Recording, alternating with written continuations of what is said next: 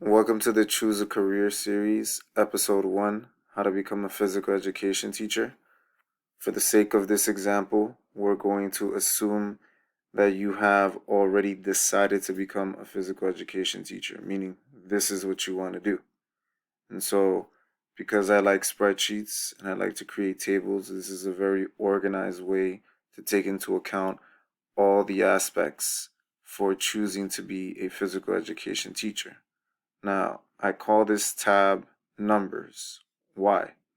Because you always want to know the numbers in anything that you do. If you're choosing a career, the most important number that you want to know is salary, meaning the money you're going to make. Now, a salary is the amount of money you're going to make in a year. It's not the same thing as a job. So, career and job are two different things. Becoming a teacher is a career. So, first thing you want to know is the minimum salary you can expect after graduation. So, the easiest way to look at that is to go on Google, go to Glassdoor, and you just put in physical education teacher. And it gives you all these stats, right? You can go into it more in depth, but to me, right here is the most simplest place to look at. And I like to look at things in threes, or what I like to do is plan in threes. So as soon as you look at this list, you can pick any three. I decided to pick the first three. You may not like these first three choices. Again, it's on you to do your research. But for me, I found it most interesting or most valuable, these first three. And I like to look at the minimum salary, which is what you can get after you graduate from school with a degree, right? So in order to become a physical education teacher, you need a 4-year degree.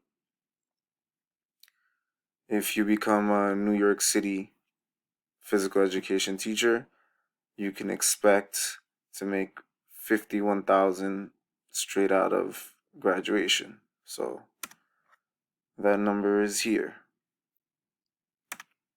We go down for friends with seminary, you can expect to make 55,000 fresh out of graduation, right? And then if you're going to work for uncommon schools, you can expect to make 58,000. So that number goes here. Now, this number, you can always go more in depth.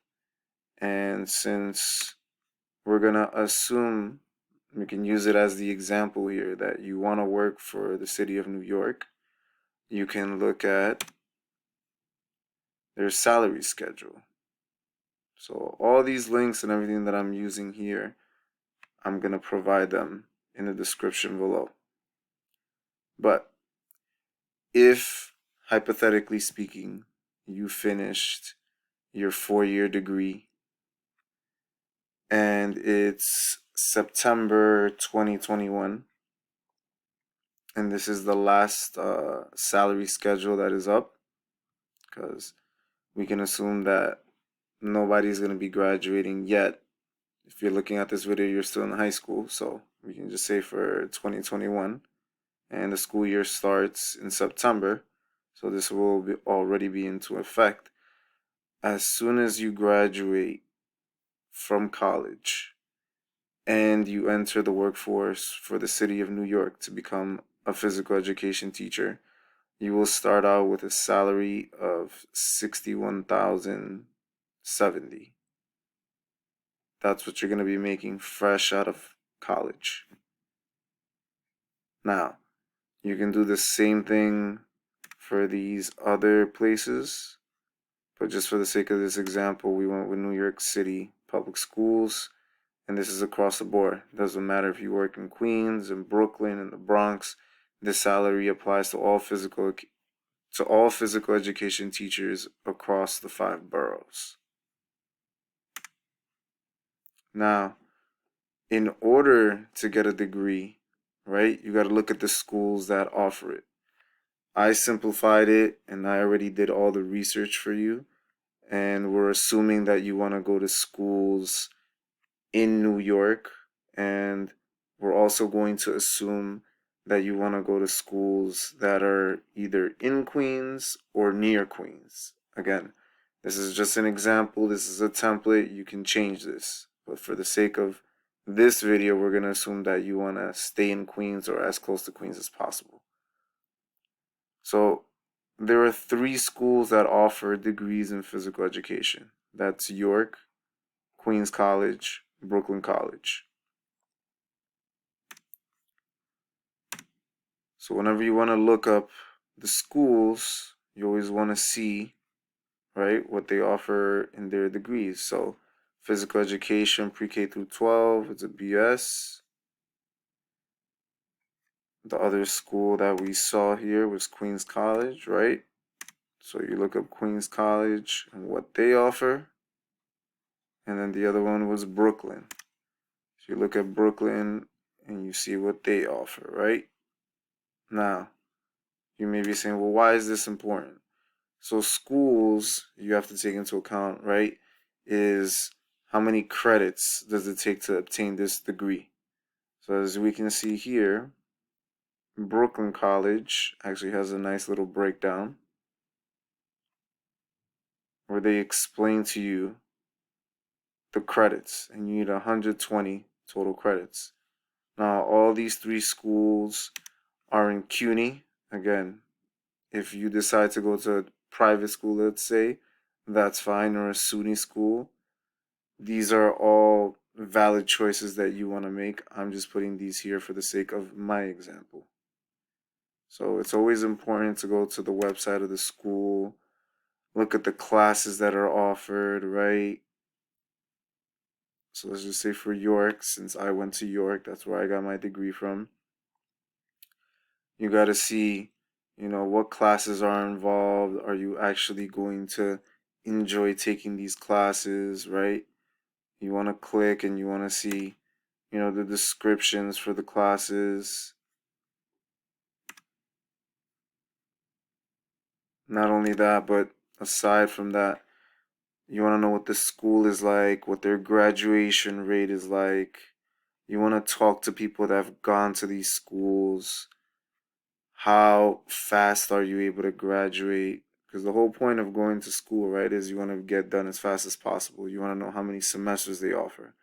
Is there fall, spring, but then is there also how many sessions in summer? How many sessions in winter? The point is to finish school as fast as possible so you can start working as fast as possible and making an income.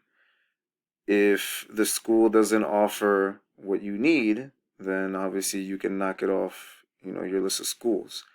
But when I was deciding, I found out that York offered, Queens College offered, Brooklyn College offered degrees in physical education, right? So those are the 3 schools that for me were important to list down.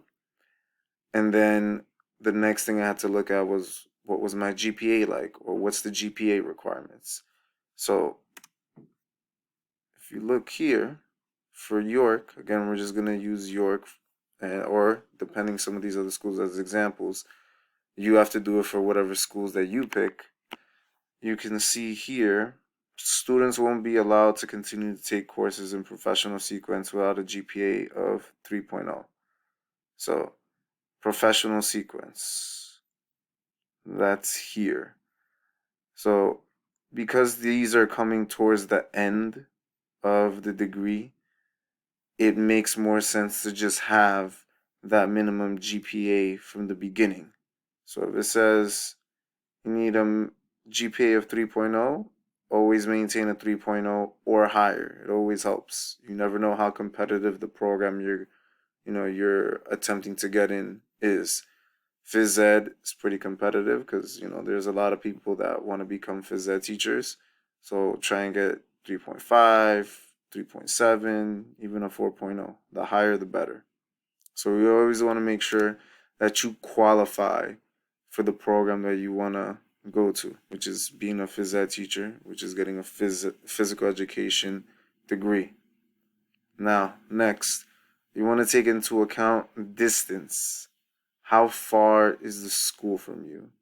So back in the day, I used to live in Woodhaven, so I used Google Maps. And from where I used to live, as you can see, the school was 15 minutes from where I used to live. Now, you got to look at if you're going to have a car or not. So I did have a car. So driving, it was 15 minutes. But if we have to take transportation, see, now my time lengthens. You have to take that into account. When you're choosing a school, like how far is it from you? So it's 30 minutes taking public transportation. If I were to walk, it would take me an hour and 11 minutes. Maybe, you don't have the money for public transportation, that's fine.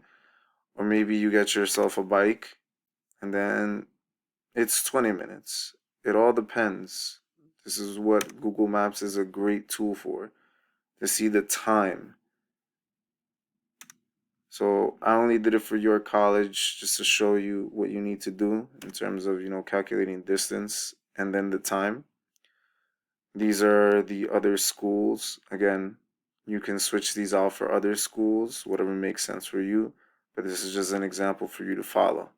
So because it was only 4 miles in distance and it was 15 minutes for me by car, to me, York College made the most sense out of these other ones. Now, you see that Queens College was actually closer in terms of time, but in distance it was further. So I didn't choose Queens College because also that part of Queens was not where my life was at that particular time. My life was in southern Queens, so I wanted to keep things in the area of where I lived in. But if maybe I had family who lived, in northern Queens near Queens College, or, there were more things that I was doing in that area near Queens College, maybe I would have gone there. These are things that you need to consider or factors that should be important to you. It all depends. At the end of the day, you're the one choosing where you're going to go. But for me, this made the most sense because, like I said, it was close, and most of the stuff I did was in southern Queens at that time. Now, next, you want to look at the tuition per semester. You want to look at how much you're going to pay if you're a full-time student and how much you're going to pay if you're a part-time student. Again, just for using this as an example, or choosing your college because I went there. You can choose these other colleges, but they're all going to be similar just because they're CUNY. So there's no real difference. But if you went to a private school like Hofstra, right, and you did phys ed there, their prices would be different for a full-time student or a part-time student. So we're going to use Queens College here. It's the same thing, like I said, for York or for Brooklyn because it's a CUNY. So if you're a full-time student, that means 12 credits or above, right? You're going to be paying $3,465 a semester. Now, if you're going to be a part-time student, that means 11 credits and below, you're going to be paying $305 per credit. So I listed those down, right?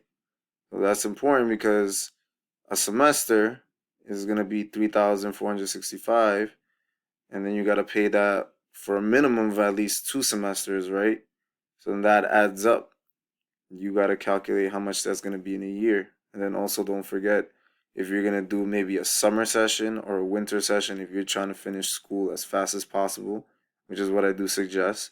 But if you can't afford that and you can only do the minimum 2 semesters, then that works too. Or if you can only do part-time, again, due to money issues, then you do part-time. Either or. Now, I left the fees blank here because each school has its own fees, meaning there's technology fees, there's registration fees, there's consolidation fees.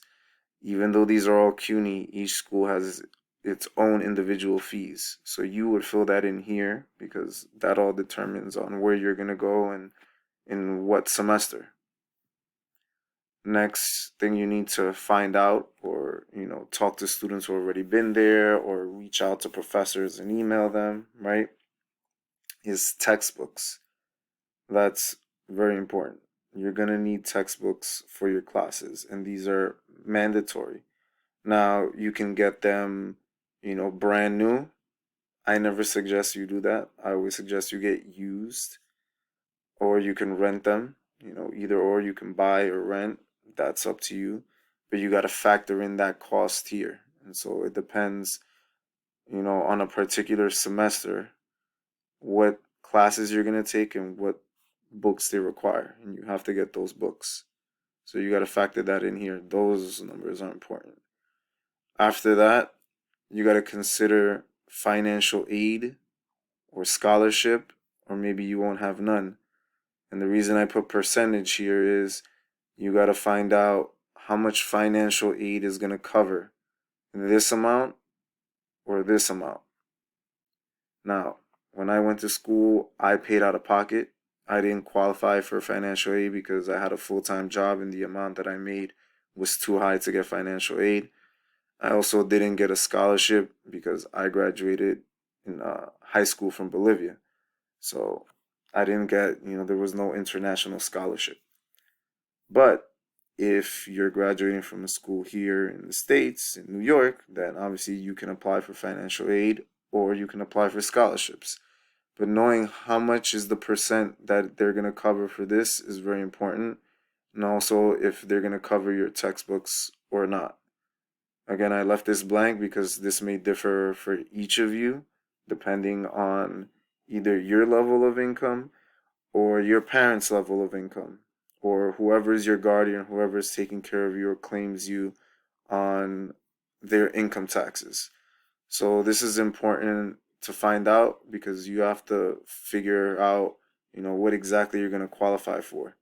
So just to say as an example, right, FAFSA is a federal program. So they take into account your parents' or guardians' income taxes. So if your parent or parents make a certain amount of income, right? Let's say a high income, let's say they make like $100,000 a year, it's not very likely that you're going to qualify for financial aid.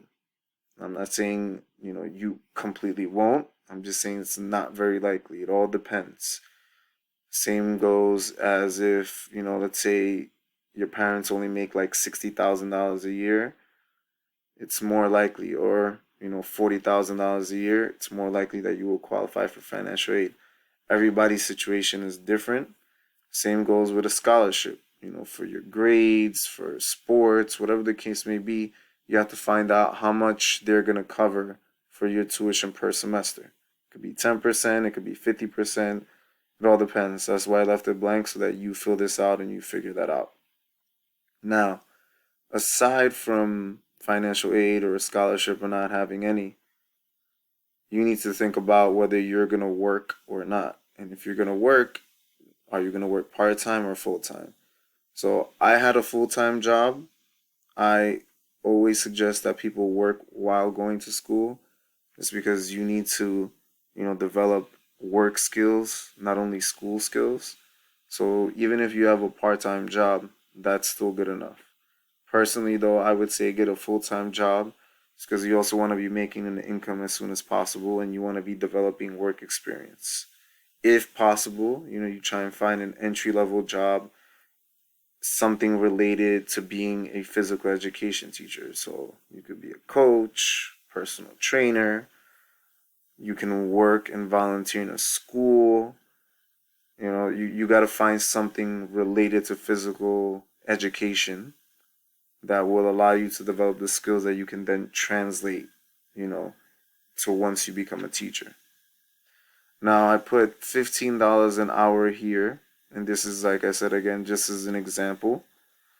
And the reason I'm using this is when you graduate from high school and you're still, in school trying to get your degree, you don't really have a lot of skills. So more than likely, you're only going to be making minimum wage. If you have other skills that, give you more value, then obviously you'll command a higher per hour, rate. But most people, when they're starting out, are going to start out with minimum wage, so that's why I put that here. But if you find a job that pays you more, great. But again, you factor in this number so that you can see how is that going to help you out with paying for tuition or paying for textbooks if you're not going to get financial aid or scholarship. It's always important to know these numbers. Also, because if you work, you also want to determine how does this affect you for financial aid or scholarship. That always has to do with income taxes. So these are things that you need to research more in depth.